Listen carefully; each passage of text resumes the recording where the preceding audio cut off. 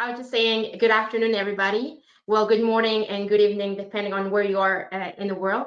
It is my pleasure to welcome you to this very exciting webinar with amazing panelists organized by McGill alumni, where we'll be discussing about COVID-19 and how we can think beyond the immediate crisis. My name is Anudari, and I will be your moderator for this session. And before I start presenting our amazing panelists, I just want to give a few housekeeping points. First of all, if you have any issues with your connection, make sure to close all the other applications that may be open on your device. If you have any questions for the organizers regarding technicalities, feel free to use the question box at the right corner of your laptop screen or at the bottom of your mobile phone.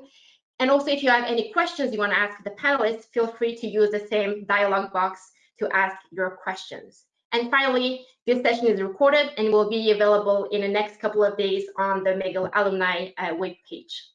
So without further ado, let me introduce to you our great panelists. First of all, we have no other than Dr. Joanne Liu, who is a medical graduate from McGill, who is an associate professor of medicine at the University of Montreal, a clinical medicine professor at McGill, and also the former president of Médecins Sans Frontières, which is Doctors Without Borders. Then we have our very own Dr. Madhukar Pai, who is the Canada Chair for Epidemiology and Global Health, the director of the McGill Global Health Program, and also the director of the McGill International TB Center. And finally, the last but not least, we have Dr. Don Sheppard, who is the director of the MI4, which stands for the McGill Interdisciplinary Initiative in Infection and Immunity. I believe it is correct. And he is also the professor and chair of the Department of Immunology and Microbiology at McGill. He is the lead for the Medical Mycology Laboratory, and he's also a clinician in infectious disease at the EMUHC. So thank you all three so much for joining us today, and I am sure it will be a very lively discussion. Before we start off, I just want to say that this session will be split into two parts. So the first part will be discussing about questions that the registries and attendees submitted before. And in the second half, we'll have a more live Q&A session with the questions that all our attendees can submit throughout the whole webinar. One of the key things that a lot of people are actually wondering at this point when looking at the past couple of months and the pandemic and how we dealt with it, a lot of people are wondering if we were ever ready in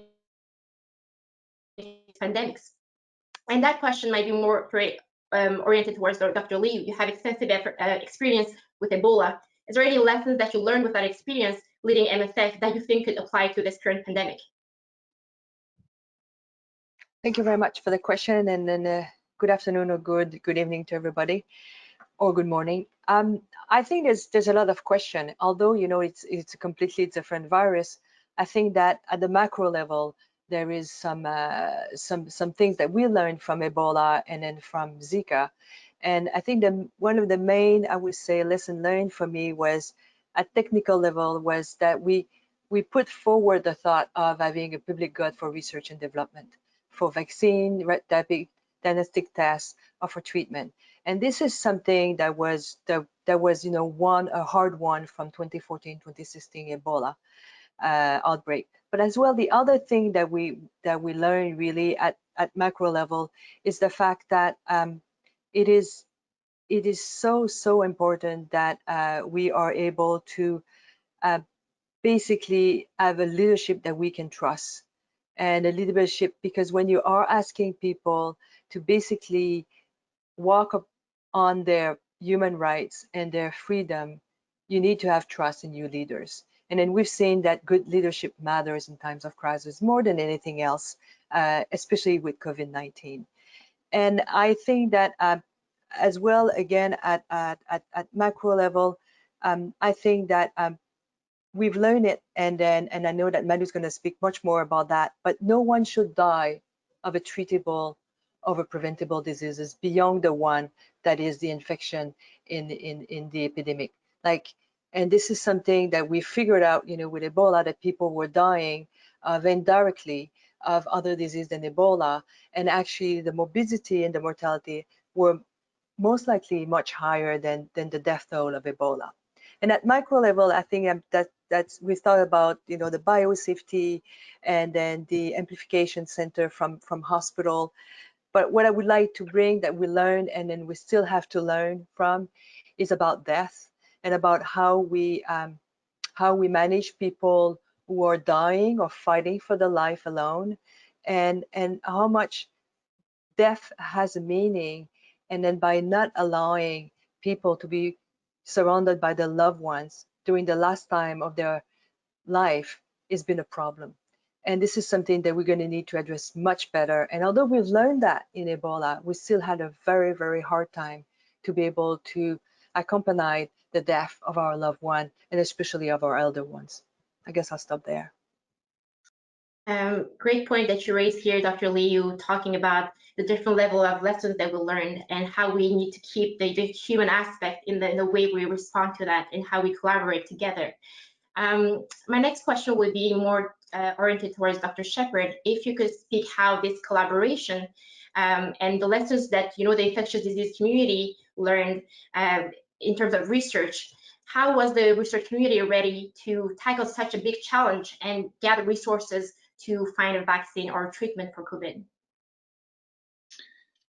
So first of all, thanks for holding this and having me as one of your guests. I appreciate that. I think we had some successes and we certainly had some failures when it came to mobilizing the research community.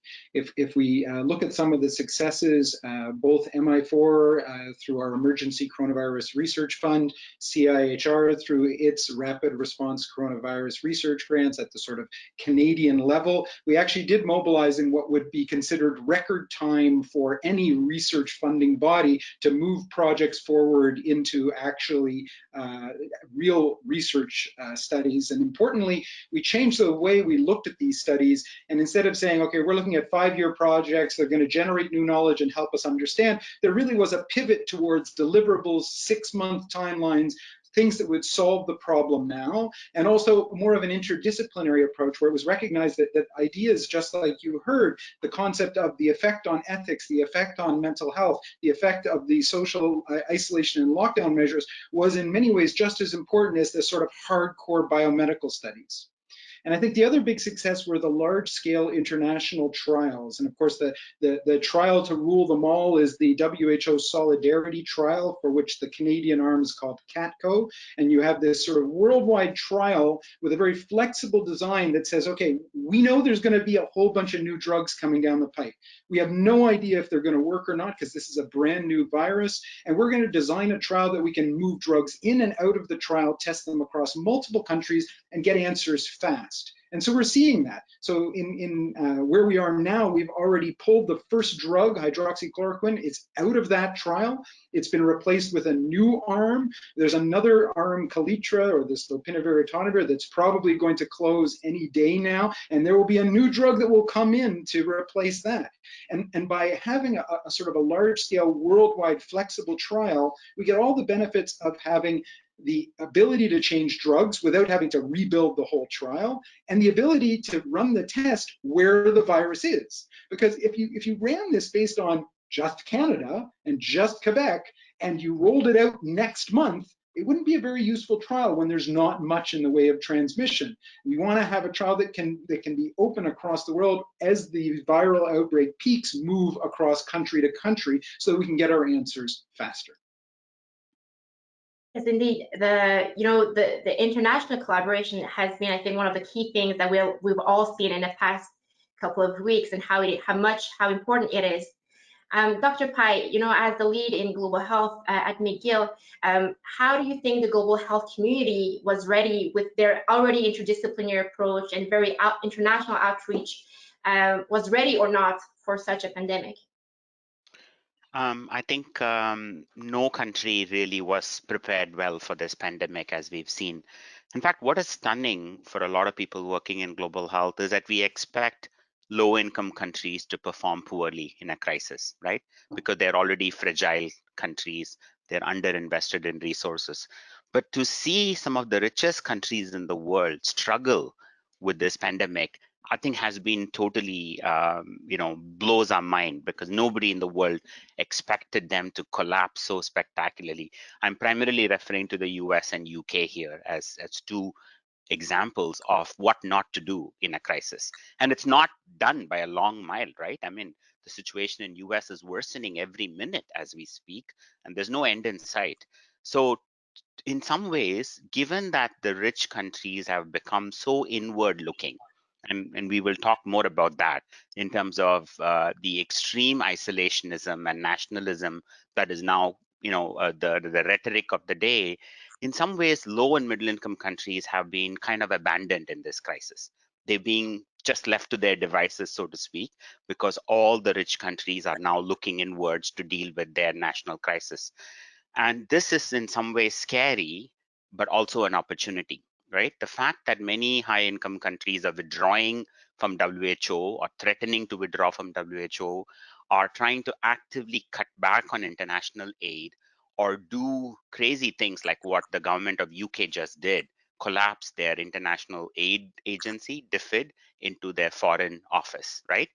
All sorts of things that would be absolutely unthinkable during normal times, makes us wonder whether the whole global health architecture, it's time to kind of rethink it, right? Should there be so much dependence on aid from high income countries? And what happens if high income countries retract and go into their own nationalism and then give up on their global health obligations? I'm thrilled as a Canadian that our government has not done anything like it. We still continue to show solidarity with low and middle income countries. We are still giving international aid, although not as much as I think we should be doing. And we've not done anything to disturb global health collaborations. We continue to support WHO. I think what we are doing should actually be a model, and I hope as other countries are starting to collapse in their global health contributions, countries like Canada will actually step up and play a bigger role. Because yes, we do have a crisis within Canada that we must deal with COVID here, but as our numbers come to a manageable level, we must not forget the pandemic is exploding in low and middle income countries, right? Look at what's happening in Brazil as we speak, India, Peru, Mexico, Pakistan, you name it, they're all taking off like a rocket, and they're not ready, and their health systems are very fragile. They will need all the help that they can get, including the new vaccine when it becomes available. And we cannot go back on our global health obligations, because the pandemic is not just about us, because even if we get rid of the disease here, it will come into our shores, because disease anywhere is a disease problem that we need to worry about, right? You touched a couple of points that are really interesting, and I think a lot of people are interested in. I think there's a link that could be done between what Dr. Liu said with leadership and what you said about the importance of this global health collaboration. And one of the key things that people think about that is the WHO and the role they have in such pandemic and at every single health crisis we face on the face of the earth. Dr. Liu, do you have anything to say about the value of WHO and institutions like WHO in times like this? Right. Yeah. Thank you very much. The value of the WHO. Well, I think that I think it's quite interesting because, of course, there's no agency that is perfect, and WHO belongs to one of those. I would say imperfect but vital and necessary organization. In where we are right now in the world, there's no other medical governance platform like the WHO, where each country, each 194 nation has a vote and has a say. And in times where we know we're facing pandemic, we have to treasure those platforms, because this is the time that we can share. This is the time that we are, to a certain extent anyway, in appearance equal. So that's vital. And so I think that what is important, it's that the WHO, despite its weaknesses, have done much better than what they have done recently in terms of, if you just look at the declaration of the public health emergency of international concern, in 2014, 2016, it took 6 months to do the declaration for Ebola. This time it took less than 6 weeks. They did the pandemic declaration on March 11, and they are the one after the Ebola that championed the blueprint, WHO blueprint on R&D, and they were able, as Dr. Sheppard has really eloquently described, enacted it at international level and at regional level and national level, and we need to celebrate some of those, I would say, hard-earning success. On the other hand, I think that where we are struggling right now with the WHO is what is the value proposal for high-income country? Well, what do they bring?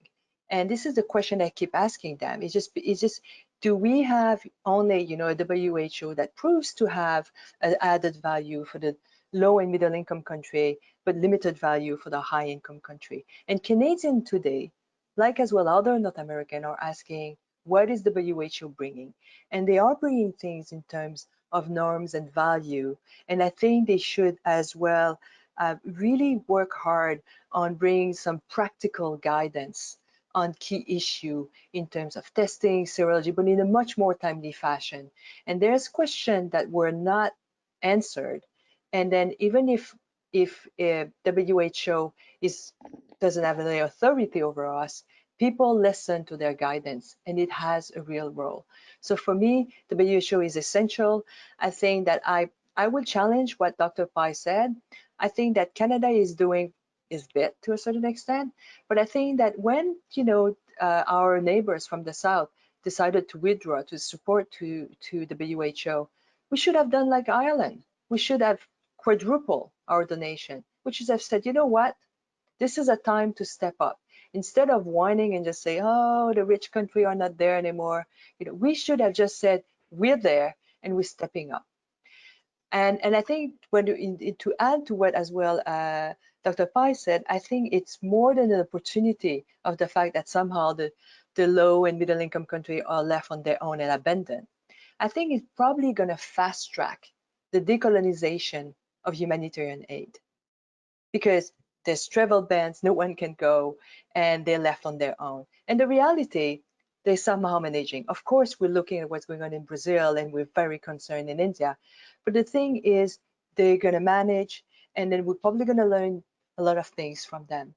And so I think that somehow COVID-19 would be an eye-opener on how we're going to reimagine our global health governance afterwards. I think eye-opener is a very, very strong term, because it was an eye-opener on the COVID and the governance, but also individually, and taking the time to reflect on our practices of global health and the way we conduct research. And just to kind of conclude the preparedness section of our discussion, I want to ask you all, if you had to prepare a toolbox with different things that we could use to beat COVID-19 and to be better prepared for the next pandemic, because we know that another pandemic will probably happen at some point in time, what key elements each one of you would add to that toolbox? Go ahead. So I think one of the lessons we learned where we weren't as successful was our ability to ramp up public health testing and contact tracing. And we failed on a number of levels there. The simple fact is that I think the numbers are something like Montreal normally deals with 6,000 contact tracing events a year, and that's what we dealt with in one day of COVID. So you can see that the human capacity was simply not there, and we didn't have a great plan to ramp that up. Then we didn't have the capacity to ramp up the testing. We didn't have the machines, the laboratory personnel. And what surprised all of us is we ran short of the stuff that you need for these processes. The swabs, the PCR reagents, the enzymes that you actually use in the kits. We realized that we've become dependent on globalization in our supply chains. And when borders come slamming down and the nationalism that Dr. Pai referenced earlier becomes a guiding principle to how people deal with their healthcare resources, suddenly we find ourselves on the wrong end of a closed border with things like N95 masks and swabs not making their way to our healthcare system. So I think one thing that I think we've learned from this is that the fact that we have a public health system in the first place is amazing, and we wouldn't even have that if it wasn't for SARS. So that was a huge win, but we didn't appreciate how much we need to be able to ramp it up in a very short time frame if we want to be able to have an effective response. The good news is the ramp up that we've just experienced should help us attenuate any so-called second waves, as long as they're very close. But we have to make sure we don't lose our ancestral memory of this and forget that we need to have this for whatever the next virus or pandemic is that comes down the road, and look at the numbers and realize that we need to be able to do that in 2 to 4 weeks. And if we don't have the capacity and plan for that, we're going to relive this experience. Dr. Liu? When I think of the toolbox, and I totally agree with what Dr. Sheppard has said, but I think that at the human level, I think I like to think about it like a Pandora box. And like the Pandora box, you know, the last item that walk into the box or walk out of the box was hope. I will add for Pandora COVID box, humility. I think that we need a lot of humility to tackle pandemic, because we always trick, and epidemic has no mercy. Wherever you're gonna have a weak point in your system, it's gonna hit it. It was the long-term care facilities. It's been the places where migrants workers are working now. This is what will happen. And so I think it's a very humbling exercise. I think that the thing I've learned in tackling epidemic for the last 25 years of my life, my only certainties are my uncertainties. And I just do hope that a pinch of humility will get us a long way. So for me, we do need tools, I agree, and we definitely need more humility. But I would say the best way to prepare for any pandemic, which I think this crisis has exposed, is that countries need to invest in universal health coverage.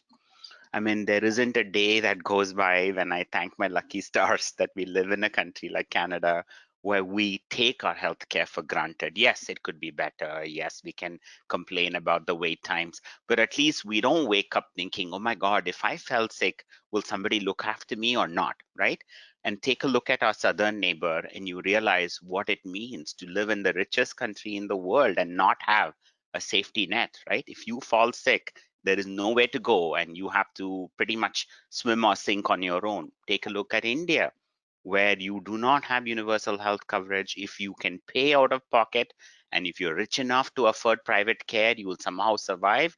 Otherwise, you probably get no care in the public sector and not make it, right? So countries that have generally invested in universal health coverage, by and large, have done much better in this crisis than countries that have not done that. And I think the best way to prepare for the next pandemic is to have a decent, robust health system where everybody is guaranteed universal health coverage as a fundamental human right. Anything less than that is not going to make it. And you would think after this crisis that every government would have said, oh, okay, we've learned our lesson. Health is wealth. And without health, economy is going to go to pieces. We will invest in UHC. But I predict the minute this crisis is over, country governments will go back to doing their usual shenanigans and just not invest in health. To me, that would be the biggest lost opportunity in this pandemic, because if we don't get this UHC straight now, the next crisis will be even worse because the health system would have crumbled by that time. I think, you know, the universal health coverage, whenever I hear that word, the slogan, leave no one behind, comes to mind. And I think that could be applied in every step of the way. And when you think about, you know, the research that Dr. Sheppard and mentioned about how, you know, the researchers around the world were able to mobilize together for this, how do you think we can make sure that this dissemination of knowledge leaves no one behind? How the end result of those research, vaccination, and so on, leaves no one behind. So, Dr. Liu, how do you think we can ensure that research and development leaves no one behind, and we make sure that people who are the most vulnerable have access to the treatments that may come up eventually?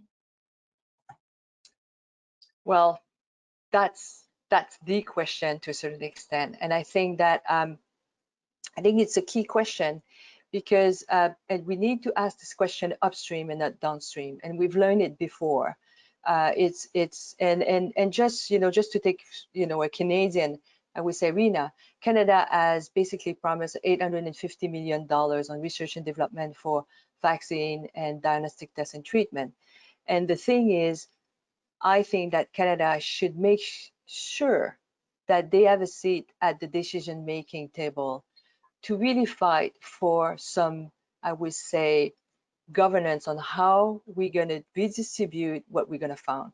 For me, it is important that if we, for example, we find a vaccine that, okay, it's going to protect people, but it is accessible and affordable, because it's not good enough that we can be able to access it. But in addition to that, it needs to be to have a really scalable production. We never had to basically manufacture a vaccine at billions of doses. And we hope that this as well, in addition, that this vaccine will be, because I'm thinking of low middle income country, I really wish it would be a thermostable vaccine, and not like the vaccine with Ebola that needs a cold chain at -60 degrees, and then basically is a complete nightmare for low and middle income country. I really wish as well it's going to be only a 1 dose, because you can imagine that if it's 2 doses and you need a booster, that means you need to double your manufacture. So we need to today to basically deal and negotiate that whatever is going to come out, it's going to be a public good, it's going to be accessible, affordable, and then usable everywhere. And Canada, with all the investment we've done, we need to be able to push those values forward. And then the reality is although it's very tempting that we want only to vaccinate Canadians, we know to make all of us healthier depends on making each of us healthier. So to fight COVID, we need to have all of us across the world beating COVID. It cannot be only Canada. Most definitely. And one of the points that you touched was about the type of vaccine that may come up and how it needs to be somewhat usable and accessible to the people. Dr. Sheppard, do you have anything to add on the current research that's being done by your group at the MI4 nationally across Canada and internationally, and how some of the advancement may lead to an ultimate vaccine? Because I think what a lot of people who submitted questions were asking, when is the vaccine coming? So Dr. Sheppard, is the vaccine coming anytime soon? Well, my crystal ball unfortunately broke this morning. I knocked it off my table when I went to grab my coffee, so I can't give you the exact date that it's going to come out. I'm very optimistic that there will be a vaccine. I'm optimistic for a number of reasons. The first is that there was an incredible amount of heavy lifting done already with this virus, with this family of viruses, because of SARS and MERS-CoV. So people have been working on pre-developing both vaccine platforms and vaccines for a number of years, and we didn't start at zero. We started halfway there, and that gave us a huge leap in terms of moving forward. So there were, with organizations like CEPI and others that have supported the pre-development of pandemic-related vaccines and pathways to develop vaccines more quickly. I think we've already literally cut years off the development life cycle for this new vaccine. And we're doing it differently, right? We're not doing the standard phase 1 clinical trial. Wait, get the results, analyze them, publish them. Then you do a phase 2. Then you do a phase 2B, then you do a phase 3. So these things are now overlapping. In the lead candidate that's running right now, the phase 2 and 2B is running at the same time as you're closing the phase 1, and manufacturing is gearing up to be ready to make the vaccine while it's in phase 2, never mind getting out to the ultimate endpoint. So we're really trying to compress the sort of timeline. And the last little bit of optimism I have is it's actually not that hard a virus. And I may eat these words someday, I'm sure I will, but if you compare it to some of the other viruses we've had to tackle, the dreaded HIV, other viruses like influenza that are highly mutagenic, that shift and drift and change their proteins, coronavirus is terrible at it. Sure, it mutates enough so that we can track individual strains. but it is actually a pretty staid, boring, middle-aged, much like me kind of virus. And it's not very nimble and bouncing around and changing. So developing something that targets it is actually not a scientific challenge, it's a logistic challenge. To give you an idea of how simple it is from a scientific point of view, there are 13 vaccines currently in clinical human trials today. And each of these are a different vaccine, slightly different. I mean, there are probably not 13 HIV vaccines in clinical trials today. I would fall off my chair if there are. To give you an idea then of how this is fairly low barrier for us to move it forward. My best guess, if I had to say, I don't think that there will be 220s in the date when we actually see this vaccine being mass administered to humans. I suspect it will be next year. And importantly, it's not just the global rollout we have to think about, it's the population rollout. A big issue to think about with these vaccines is their safety.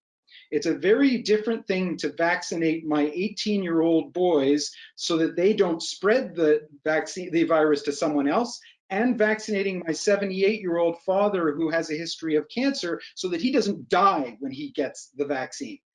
For a vaccine for my father, we can tolerate a 1 in 1,000 risk because his chance of dying is over 10% if he gets the virus. For my son, who has a 0.00, and we could sit here for a while we do the zeros, percent of dying from coronavirus, a 1 in 1,000 is not a risk that I'm willing to accept. And if you do the math that we just heard about, and you're going to vaccinate 6 to 8 billion people around the world, a 1 in 1,000 side effect becomes multiple millions of people with a side effect. So that's the real barrier, is figuring out the safety factor, and is a vaccine safe for global use, or is it safe and acceptable for high risk use? And we may see staged rollout of vaccine A in phase 1 goes to the high risk, but then a better Mark II vaccine comes out and rolls down to those of us that aren't really at risk of death and are just at risk of being plague carriers. It's very interesting how you brought up this, your son into the discussion, and the different risk assessment that we need to do when looking at those factors. And you know, the mortality rate or the risk of dying from coronavirus varies depending on your age, but also we have so many people with other comorbidities, you know, who are way more at risk of dying from those other comorbidities than coronavirus. And we know that other healthcare services were affected by this whole pandemic. And I was wondering, Dr. Pai, could you, you know, expand a little bit more on the effect of the coronavirus and the way we responded to it on other healthcare services that people needed in order to survive and are probably more at risk of dying than the coronavirus itself? Thank you. This is something I've been literally being sleepless over, in part because I understand that the whole world is COVIDized right now, right? Because we do have a pandemic, we need to get this under control. But then the pandemics allowed countries to do brutal lockdowns. I mean, India, for example, locked down 1.3 billion people for weeks on end. Now, these lockdowns or self-isolation or quarantines or whatever you want to call it, you need a certain amount of privilege to be able to survive that, right? Look at us. We were able to work from home. We had a home. We had water. We had food. We had the ability. We had the internet. We could pretty much pull off this for weeks. But how do you do a lockdown, or how do you survive a lockdown when you eat nothing if you don't work that day? How is it even possible? I mean, India alone has more than 50 million people who live on less than $2 a day. And so locking this down for a long period of time means at some point, people are more likely to die of hunger and starvation than they are going to die of coronavirus, right? And I think that's a real issue that we need to worry about.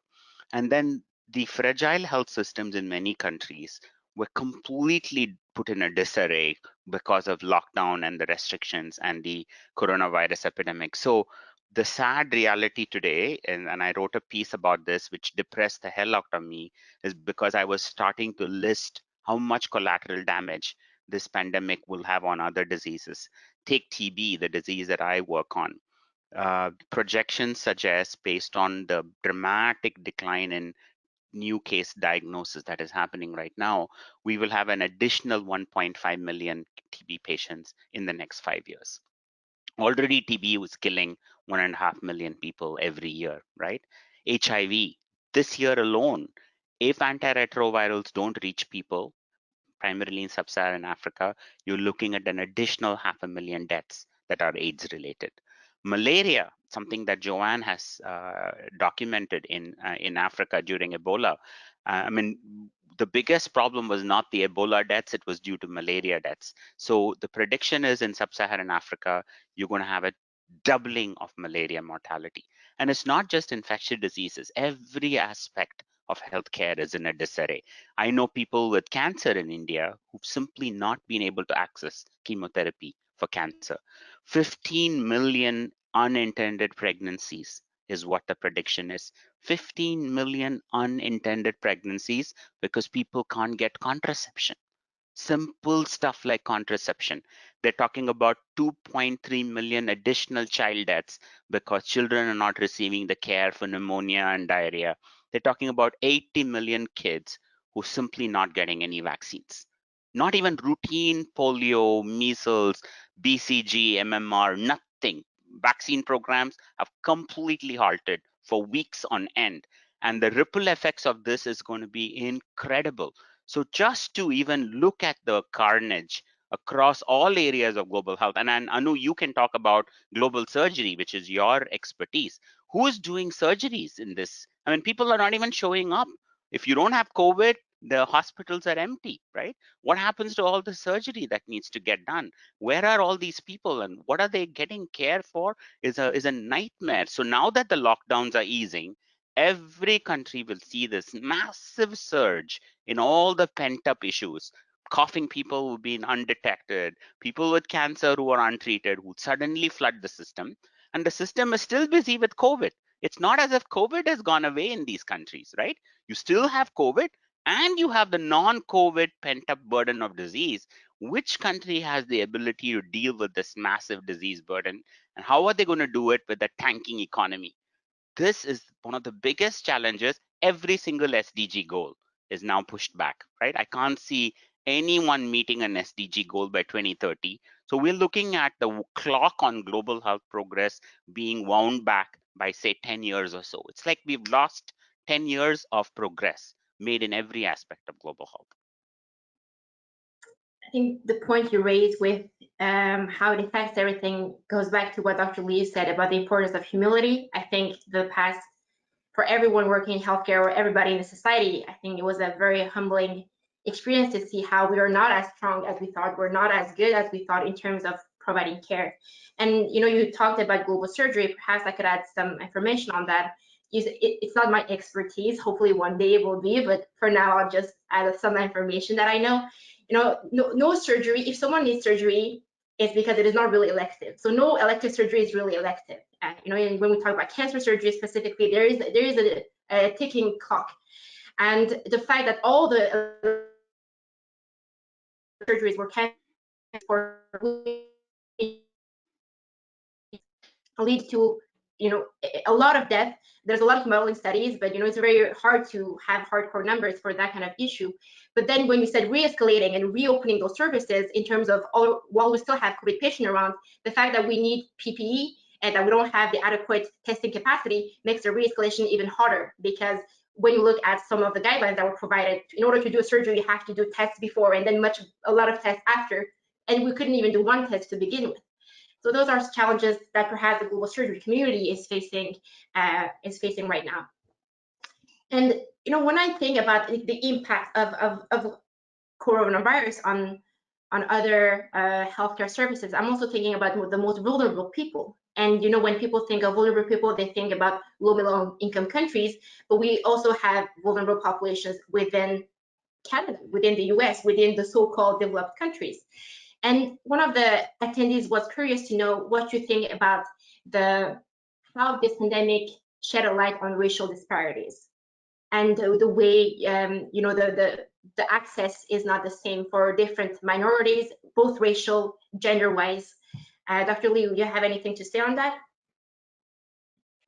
Well, I think that we have some indication that COVID-19 hasn't hit everybody in an equitable way, and then some subcommunity has been hit harder than others. And I think that we see it much more clearly from from some of the US area because they have more, the African American community has been hit very hard. So that's there. We don't have as much of a strong data here in Canada from what I could follow so far. But I think it's real. I think that as well, just the lockdown as well has been a burden on people and have pushed people over I would say the poverty line in many households. And this is something that's going to take us, you know, months to catch up in terms of you know, reaching another equilibrium for different I would say people and sub-community. So no, indeed, I think that it's been something that we sort of knew, but we saw it live, and it's important. And then we said, you know, there's some racial disparity or there's some age disparity, and there's a lot of disparity, and the lessons that we're going to need to harness from that, we'll have, you know, hundreds of paper that's going to be written by many of our listeners today, I'm sure.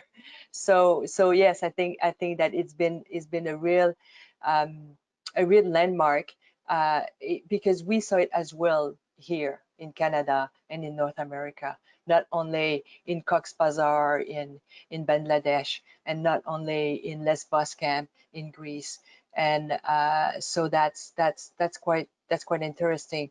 And the reality is we feel very vulnerable as people who are intervening because we haven't found any good way to mitigate the risk on those sub-community. And it's you know, we're launching satellite around the globe, but we're not able to mitigate the impact of COVID-19 on the most vulnerable. Astonishing. Dr. Sheppard, you have something to add? So I think it's also interesting that it shed a lot of light on some of the sex and gender issues around illness. Quebec was a really kind of interesting study that illustrated the difference between those two potentially competing factors. And so when COVID hit in most places, there were all these initial studies that came out that said men were more affected, men had more severe disease, men had higher death rates, and there were lots of papers that seemed to find a biological signal, so a sex-related difference, if you will. Then when we had our outbreak here in Quebec, we had a complete reversal of all the world's numbers. We had higher case numbers in women, higher mortality in women. And of course, the first question that everybody asked is, wait a second, are Quebecois somehow genetically different than the rest of the world? And we know that we're a diverse group, so that's unlikely to be the answer. So in this case, the answer lied more in gender roles. And the simple fact of the matter is that 1/5 of the cases in Quebec were in healthcare workers. Females are much more common healthcare workers in this province. They're actually in long-term care settings. They're 80% of the healthcare workers. And then the residents of long-term care settings are also predisposed much higher, or the numbers are skewed, I should say, towards women, because women live longer than men.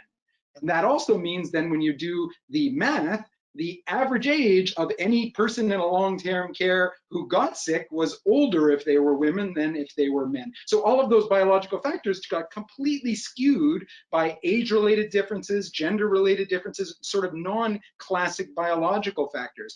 And I think it also shed a light on the fact that our long-term care system is actually incredibly dependent on a female workforce, which I don't think people had appreciated and recognized until those numbers came to light.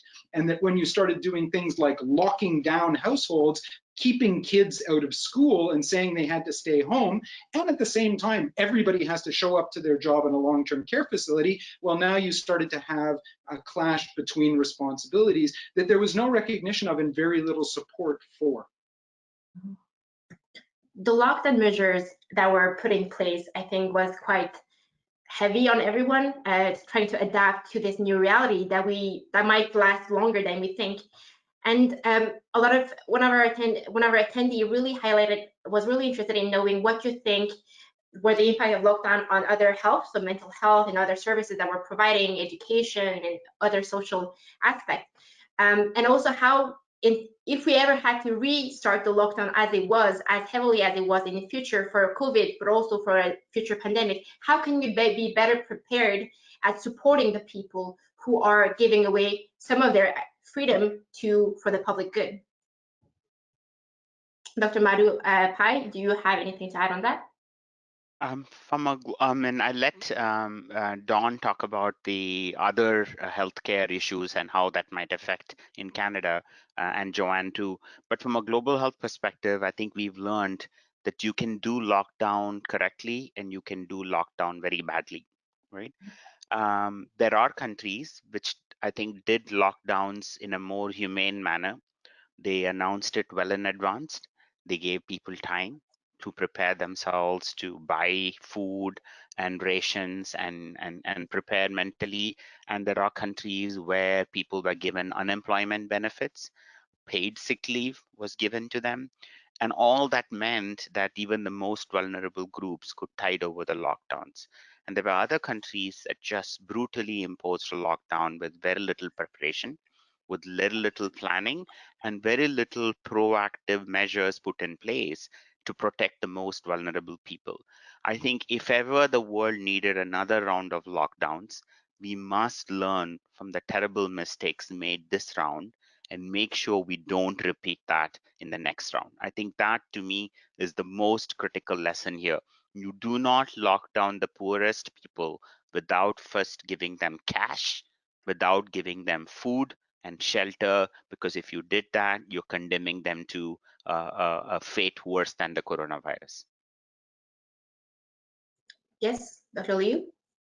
Yeah, if I may add to this, I think that it's been like we learned hard the lesson, but we knew about that, and this is why the WHO has this what they call the principle of reciprocity.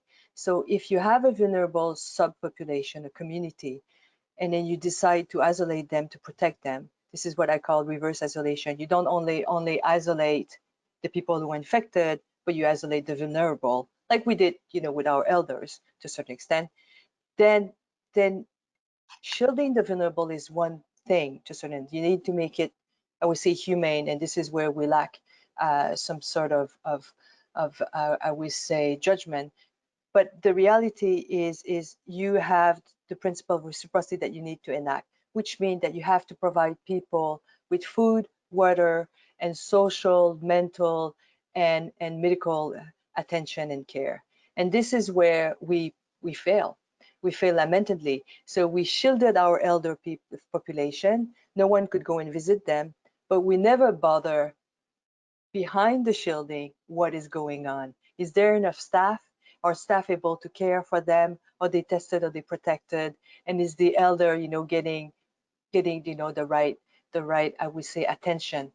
And no one, if you would have asked me, and I've been in the worst war zone of my life, that I would see elder people in Quebec dying of thirst and hunger in 2020, I would never have imagined that.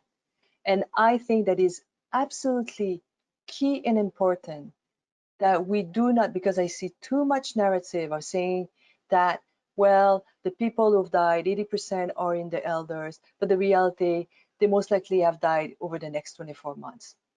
That is a disgraceful comment. This is unacceptable. This is a scandal. And I don't want any of those global health next leader to repeat that and then try to prove that. It's just we, everybody has the right, for dignity. And then what we did is we robbed people of their basic dignity. And then we should be held responsible for that. Dr. Sheppard? So I want to balance that with the slightest bit of optimism and hope, which is that, and this is a support of the researchers out there who, during the outbreak, actually were running multiple studies to look at what could be done to mitigate social isolation, what could be done to improve home education, what could be done for healthcare worker burnout, what could be done for improving the messaging and the relevance to public health interventions in specific cultural communities. All of these were projects that were launched and ran during the first wave, and we're hoping that the messages that are going to come out and are coming out of those analyses are actually going to inform that we do a bit better job if and when we have to do these more focused lockdowns in the future. I think, as was mentioned earlier, I don't remember if it was you, Joanne, that one of the things is to have the humility to understand that we did do something badly, and then to learn from that mistake and try and change it the next time around, and not just blindly do it again the exact same way. There is actually an excellent point how we can always learn to do better in the future. I don't know if you noticed, but in terms of time, we did kind of go over, and that was intentional. We had more questions pre-submitted than questions submitted during the live Q&A, so I incorporated those live questions to our discussion so far. But before we go on and look at the results of the poll to the questions we asked the audience, I want to ask you one final question regarding information. So each one of you talked about different narratives, different information that is put out there, thousands of research being done in COVID. As a matter of fact, yesterday I searched on PubMed COVID-19 and immediately 25,000 articles came up. Were all of those relevant? I don't think so. But how do you think is the most effective measure to counter disinformation regarding the present pandemic or any state of health crisis? To disseminate information to the population. Dr. Pai? Obviously, scientists like us must write directly to the public. We have to do public engagement. Otherwise, all sorts of weirdos and quacks are getting airtime, and that is just not acceptable for us, right? The other thing that I learned by doing public engagement is that the media, journalists, are very hungry for to learn more. Suddenly they've been bombarded with terms that they never encountered in their whole lives, right? What is an R naught? What is a doubling time? What's excess mortality? So I ran an entire course for Epidemiology 101 for health journalists in India. 80 Indian journalists participated in my 2-week course, and they were so appreciative that they were being taught the fundamentals of what's an observational study on hydroxychloroquine, how is it different from a randomized trial on chloroquine, all sorts of things, because it's coming at them so fast and they're just absolutely breathless on how to consume the literature. And then now we're doing a similar course for African health journalists next month. It's a 3-week course. So I think this is a good time for scientists and methodologists to freely share that and raise the overall level of discourse in the public, because I think sometimes the journalists unnecessarily hype every preprint that is published, right? Even if it's garbage, it gets airtime now because journalists are hungry to put out new things or breaking news and whatnot. I think they need to learn to temper the enthusiasm, and I think researchers like us also need to cool it down a bit. I think rushing to the media for every little study and pretending it's like a breakthrough is creating an enormous amount of confusion right now. Absolutely. I think just watching the news or looking social media, as a matter of fact, is breathtaking every single day. There's something new that seems to be breaking the news. So now I'm addressing to the organizing team. Can we have the results to the poll, to the questions we asked the audience at the beginning of the session? So the first question was, do you think there will be a second wave? And 90% of them said yes, and 10% said no. Does any of our panelists want to comment on that?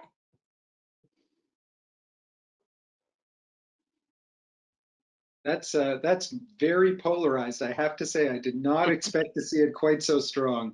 I guess the comment I would add here is it depends on what we call a second wave. So is the second wave a bump in cases that closely follows after what we're calling wave 1? If that's the case, then I think we all agree that's not just going to happen, it's happening all over the world. Look at Germany right now, look at South Korea, look at your favorite country, and you'll see that. If we talk about the second wave in the 1918 flu sense, where in the fall the virus came back roaring and worse than it was in the first wave, that's a different kind of second wave. I'm a little more optimistic that we've built enough structures to test and treat and isolate and manage, and a little bit of immunity in the community, that maybe we can dodge that one. And I would hope that 90% of people don't see that tsunami coming straight at us in September. Of course, the caveat there is the big thing that is going to happen to us in September is all the kids are going to go back to school. And there almost certainly will be transmission in the schools. We saw that when kids went back to school in outside of Montreal, Quebec. Trois-Rivières is a great example. There were multiple outbreaks. And the question is, can we contain that? And I think that's the work that is cut out for us this summer, is building the structures and the protocols and the capacity and the public will to contain that if and when it happens in the fall. Great. And then the second question that we asked the audience was, when do you think a vaccine will be available? So the majority, 59%, that it will happen in the next year in 2021, followed by between 2022 and 2024. Panelists, do you have anything to add on that? I know, Dr. Sheppard, you said it's not going to happen in 2020. So at this point, 2021, that's our first bet. Yeah, And I agree with the public goals. But it will be distributed, equally to everybody who needs it across the globe. Great. And then the last question was, do you know or think that you have personally had COVID-19? 94% said no and 7% said yes. That is actually a very surprising result. Dr. Liu, Dr. Pai, do you have anything to add? Not really. I want to ask Don, what was your best guesstimate, Don? What proportion of, say, Quebec population has been infected by COVID as of now? 5%?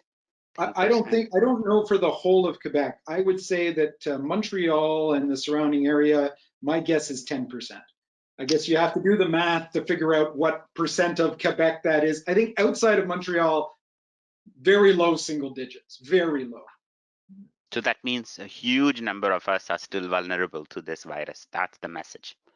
Well, especially because there's some recent data that's come out that said that if you have asymptomatic infection, you probably have lower antibody responses and they drop faster. Does that mean you become less immune or immune more non-immune more quickly? We don't know, but it's definitely a sign that full-blown symptomatic infection and asymptomatic infection are probably not the same beast when it comes to immunity. On that note, we're almost reaching the end of our time together.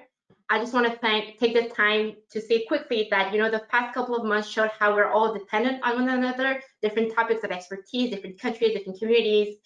And I think discussing and engaging with one another, like we just did, is essential for us to move forward as a collective, but also to grow as individuals. So I'm very thankful to all three of you for joining us today, sharing your expertise, taking the time to talk with us.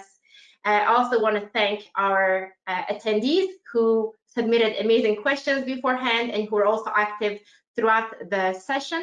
I want to thank the team behind the scene that made all of this possible. And of course, I want to thank McGill alumni for bringing us all together and giving us a platform, to talk and to engage with one another. So thank you very much, Dr. Pai. Thank you very much, Dr. Sheppard, Dr. Liu. It was a real pleasure. And you, Anu, for the wonderful moderation. Great job. Thank you very much. Bye, everyone.